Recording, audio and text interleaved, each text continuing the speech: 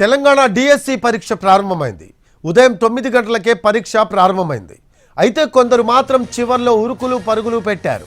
కొంతమంది పరీక్షకు ఆలస్యమైన కన్నీళ్లు పెట్టుకున్నారు.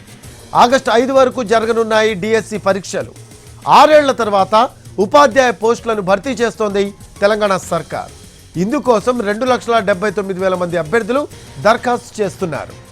అందుకోసం 56 పరీక్షా కేంద్రాలను ఏర్పాటు చేశారు. గ్రేటర్ పరిధిలోనే 27 పరీక్షా కేంద్రాలు ఏర్పాటు చేశారు. 11,062 పోస్టులను భర్తీ చేయడానికి ప్రభుత్వం నోటిఫికేషన్ జారీ చేసింది. మధ్యాహ్నం 2 గంటల నుంచి సాయంత్రం 4:30 వరకు జరగనుంది. మరోవైపు పరీక్షలు వాయిదా వేయాలని నిరుద్యోగులు హైకోర్టును ఆశ్రయించారు. పరీక్షను వాయిదా వేయాలని కోరుతూ 10 మంది నిరుద్యోగులు పిటిషన్ దాఖలు చేశారు. పరీక్షల తేదీలు వాయిదా వేయాలని, ఫ్రెష్ నోటిఫికేషన్ ఇవ్వాలని పిటిషన్ వేశారు.